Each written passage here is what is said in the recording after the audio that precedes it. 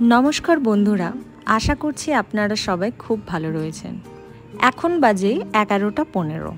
আমি যাচ্ছি ইউনিভার্সিটিতে, কিছু ক্লাসেস ছিল। আমার এই ব্লগটি করার মেন উদ্দেশ্যই হলো আমি দৈনন্দিন জীবনে যা যা করি সব কিছুই তোমাদের সাথে শেয়ার করব। যাচ্ছিলাম ইউনিভার্সিটি, তো এই আইডি কার্ডটা একদমই খুব ইম্পর্টেন্ট। নেমে পড়েছি বাস থেকে, চারমাথা মোড়ে, মানে একটা রাস্তা শিয়ালদার দিকে যাচ্ছে, সেইখানে নেমেছিলাম। বাঁদিকে তোমরা দেখতে পাবে আদি মোহিনীমোহন কাঞ্জিলাল ছিল। এইবার বইপাড়ার মধ্যে দিয়ে হাঁটতে হাঁটতে আমি চলে যাব আমার ইউনিভার্সিটির উদ্দেশ্যে। তোমরা সবাই জানো এশিয়ার সবথেকে লার্জেস্ট বুক হাব হচ্ছে এই কলেজ স্ট্রিট। তোমরা এখানে অনেক অনেক দোকান দেখতে পাবে, যেখানে তোমরা সব ধরনের বই, সব ক্লাসের বই পেয়ে যাবে। এই যে ছাতা দেওয়া যেই দোকানটা দেখলে ফল টল রাখা রয়েছে, এইটা হচ্ছে খুব ভালো ফেমাস মাখার একটা দোকান। তো এই যে মাখা যে কাকুটা রয়েছে, খুব সুন্দরভাবে পেয়ারা, সিজনাল যেই ফ্রুটসগুলোকে মাখা যায় সেই ফলগুলো বিক্রি করে। কোনো দিন নিশ্চয়ই আমি কিনে তোমাদের দেখাবো সেই জিনিসটা। এখান থেকে হাঁটতে হাঁটতে আমার ইউনিভার্সিটি খুব বেশি দূর না, জোর করে হলে 5 মিনিটস। ইউনিভার্সিটির দিকে যেতে যেতে বাঁদিকেই পড়ে কফি হাউস, আর ডান দিকে রয়েছে প্রেসিডেন্সি কলেজ। ওই দেখো, ওটা হচ্ছে কফি হাউস আর এটা হচ্ছে প্রেসিডেন্সি ইউনিভার্সিটি। এভরিডে যাতায়াত করি, তাই এই রাস্তাটা আমার মনে একটা সত্যি মানে খুব চেনা একটা রাস্তা।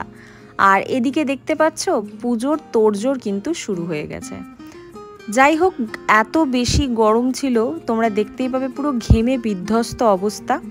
আমি যখন তোমাদেরকে কলেজ স্কোয়ার দেখাচ্ছিলাম তখনই দেখতে পেলাম কলকাতার এই নস্টালজিক টানা রিক্সা।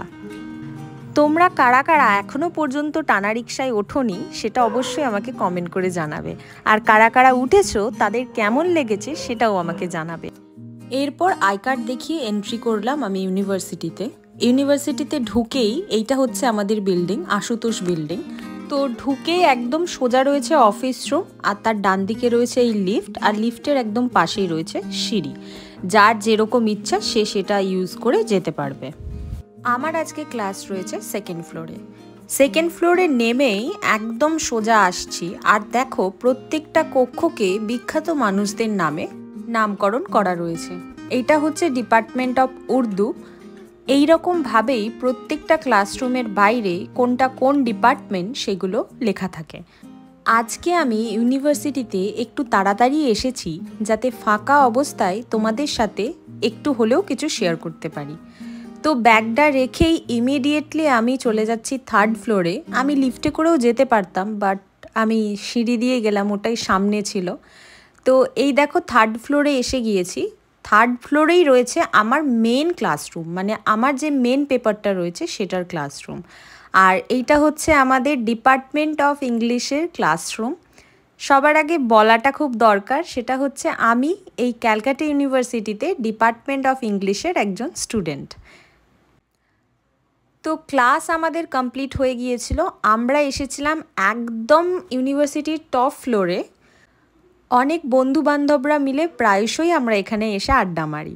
আর সেই দিন দেখো এই ভিউটা দেখো কি সুন্দর, ওই পাশে মেঘ করেছে, জাস্ট অসাম দেখতে লাগছে। পড়াশোনার জীবনটা সত্যি খুবই রোমাঞ্চকর, এটা দেখলেই বোঝা যায়।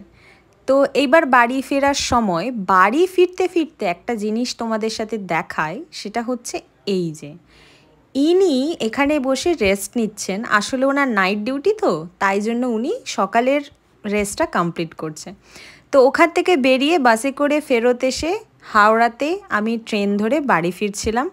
আমি বাসের কিছু ক্লিপ নিতে পারিনি, কারণ প্রচণ্ড ভিড় থাকে ফেরার সময়। তো আমি ট্রেনের এই ক্লিপটুকুই নিতে পেরেছি।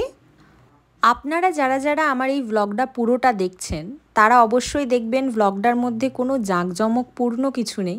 একদমই সিম্পল সাদামাটা একটা জীবনযাপন রয়েছে, যেটা একটা স্টুডেন্টের ডেলি লাইফে হয়, সেটাই আপনাদের সাথে শেয়ার করেছি।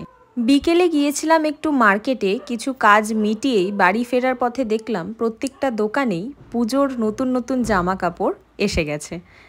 যাই হোক, আমিও যাই এবার বাড়ির উদ্দেশ্যে। আশা করছি আপনাদের এই ভ্লগটা ভালো লাগবে।